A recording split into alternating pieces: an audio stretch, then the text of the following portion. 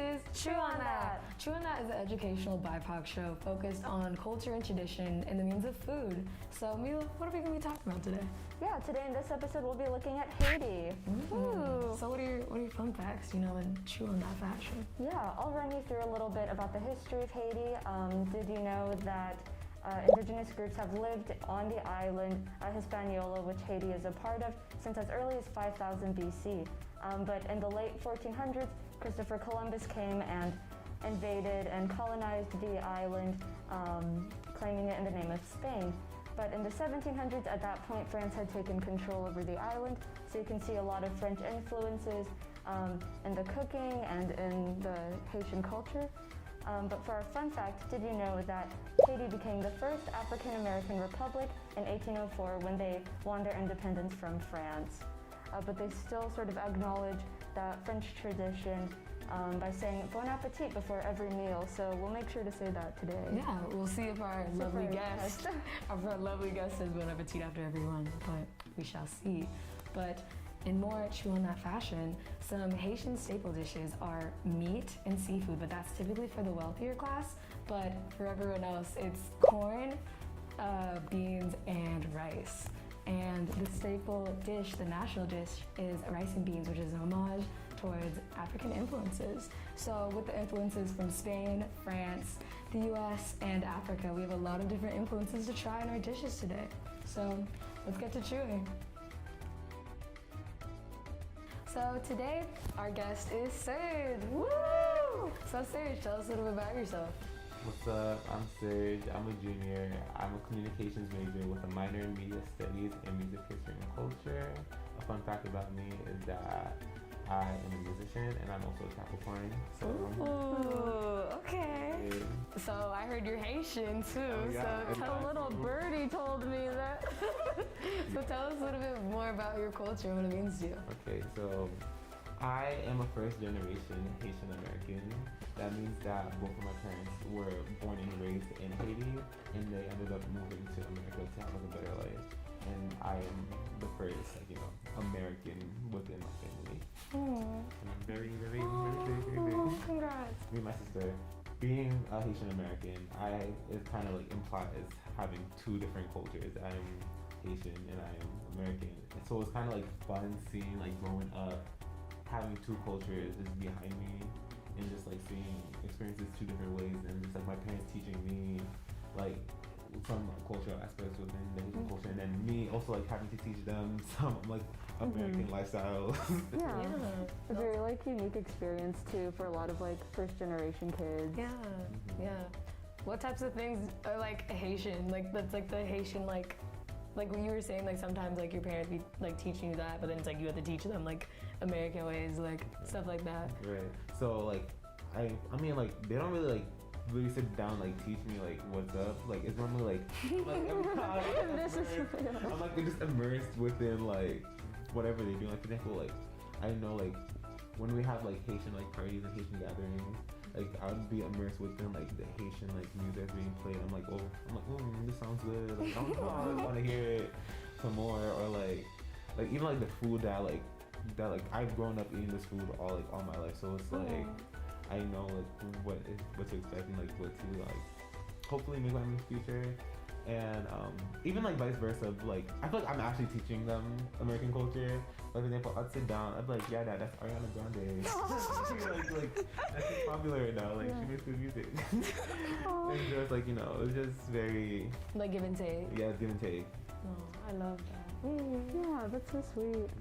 What other sort of traditions have your parents taught you, or you all celebrate together? I know you mentioned music. Yes. We're Haitian, we don't really have follow a lot of traditions much, but only because we all have our own lives. Yeah. But I remember growing up, Haiti is really religious. There's a lot of Christians in Haiti, and Protestants. So on Easter weekend, which just happens to me now, is that we don't normally eat meat, and that the replacement for that is fish. So we indulge in a lot of fish and just a lot of seafood during that weekend, because it's just against the religious laws, whatever. The religious laws, though. So it's So yeah, like I remember like I ended up doing that like a lot, but I recently stopped because like in college I make my own decisions. I was just, like, Dang. I love chicken. But they don't need to know. I can't resist a little beef patty. Like for 3 days, like come on. All right, well, speaking of meat, let's take a look at some of the dishes we'll be talking about this episode. And for our first dish, we'll be talking about the Haitian beef patty. So tell us a little bit about why you like this dish, why you chose it. Oh yes. So the beef. I was like, oh yes. Oh yes. Oh, I'm aware. Oh, I love it. No, but the beef patty, it's a staple meal that you gotta have to go appetizer that you have to have. Cause I'm just thinking about like it's like I don't remember the first time I had it, but I know it's just always been a part of my life. And that like at every Haitian party or every like Haitian gathering that you would go to, like you would have to have that. Like it's always there. Like at weddings, funerals, like like birthdays, everything. Like it's just like it's just something you just gotta have to have. And it's so cheap too. Like the local Haitian restaurants near my house, it's like they sell it for like $1.50. It's like and it's made with like puff pastry, and you can fill it inside of any like protein / meat or whatever inside of it. My personal favorite is the beef one because it's I'm excited to try. I'm like, for $1? yeah. For $1? I can't complain. Maybe I could deny. Maybe I need to call for an order delivery sometime. I'm excited to try. But, for a typical chew on that fun fact from our lovely researcher, the word patty comes from the French word pâté, which means meat cooked with dough, like you were saying. So, I'm excited to It try. checks out, yeah. For my little fun fact, which is sort of dovetailing off Mari's fun fact, this dish was most likely introduced to Haiti during French colonization that we mentioned at the start of the episode, but a lot of people have noted how similar it is to an empanada. And I feel like we've had a lot of dishes throughout this season that have been like meat and dough, like similar in certain ways. No, you're right. I don't know what's this whole fad towards it culturally, but it's just so good. I'm like, empanadas, anything are like amazing, so I'm so excited to try. So let's get to chewing, right? So I will be eating the pate first. This is the Haitian beef patty, and I'm excited because this is one of my favorite foods. I mean, all of this is my favorite. So I'm excited to try this Haitian food. It smells so good. I'm eyeing the beef patty. I'm gonna do it with my hands. I hope that's okay, because it's so cute and bite-sized. First off, it feels very flaky. It feels kind of like croissant-y type feel, like empanada croissant type. Let's try it.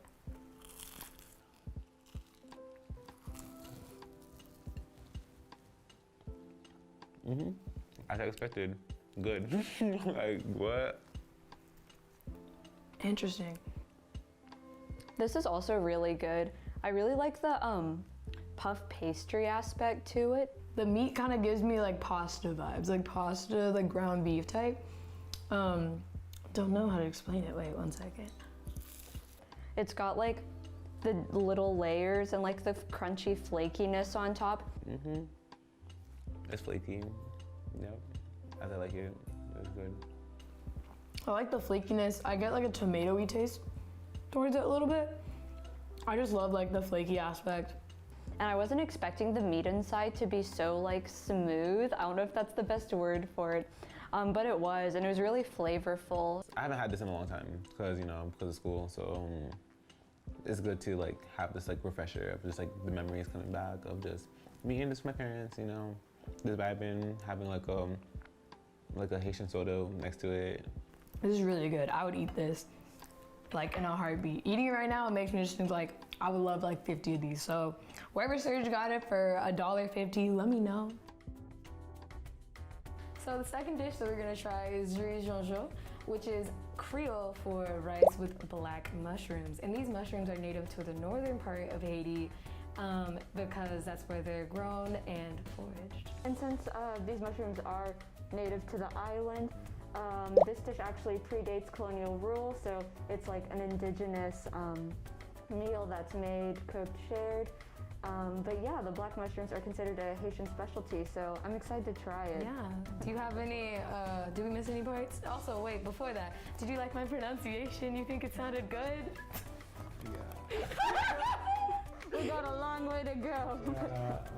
Yeah, my mom makes this all the time, so I'm really excited, and you know, it's just something like, it's again, like I said for the last one, it's a staple meal that you have to have, or like would have to try, like if you're Haitian. Nice. Let's get to chewing.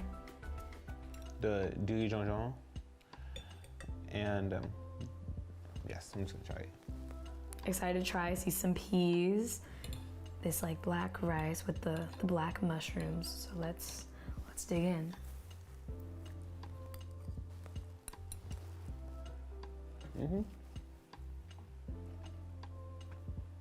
Yeah, I can taste the mushrooms in this. I don't really taste the mushroom. Maybe I like don't know what mushrooms taste like. I don't know what I was expecting because I haven't like had mushrooms in rice before, but it was pretty good. This is pretty good. I don't know why this is gonna be so bad, but this reminds me of like those like snacks that are like the pizza sticks. It like reminds me of like the pizza sticks. With this one, I can tell that whoever made this, because my mom makes it a little softer, and this one's a little bit more harder, and I kind of like it like that more. I think it's just like the saltiness of it reminds me of it. But it's pretty good. It's a good selection. I'll take another bite just for good measure.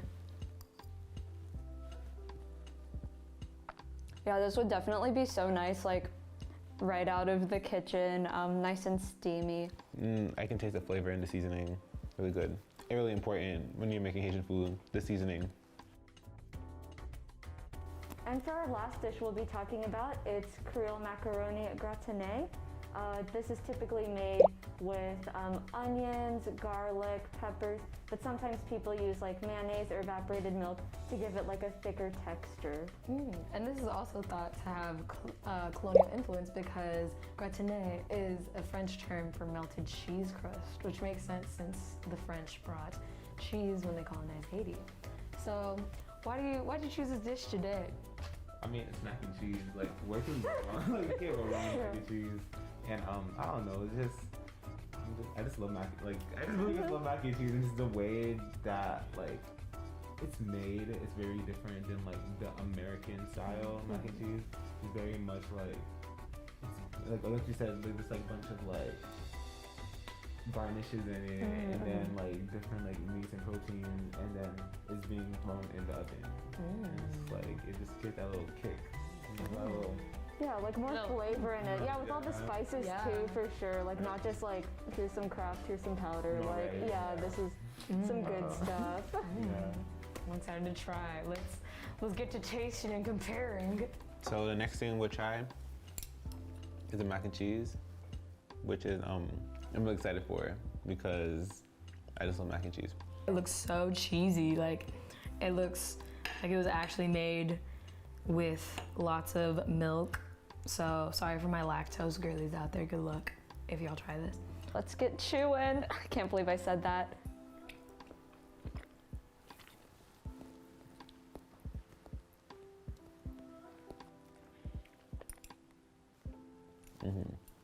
I got like a sour milky type flavor, but very rich, very, very rich. I definitely taste like the creaminess. Nothing is worse than when like mac and cheese doesn't have like that creamy texture, but this was so creamy.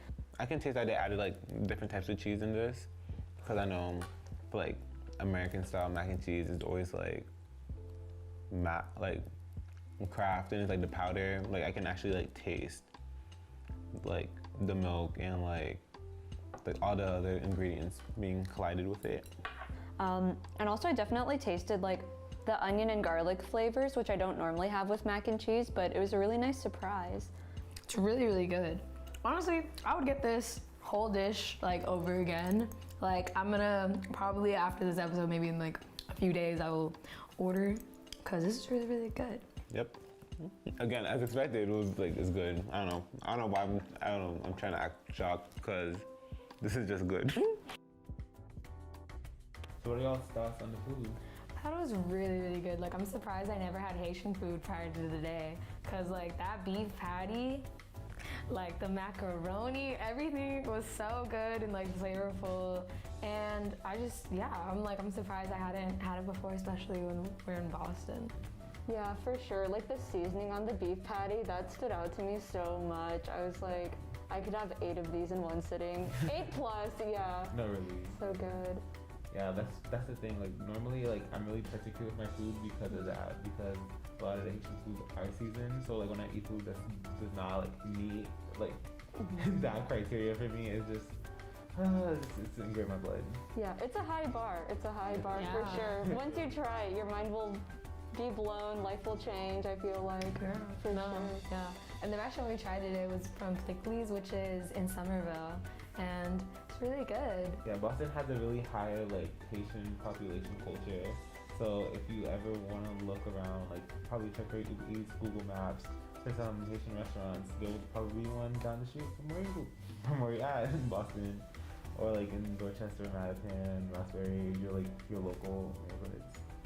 Yeah, for sure. So thank you for coming and sharing your food with us. Yeah. And thanks for tuning in to the last episode of season 1 of Chew on That. Until next time, Bye.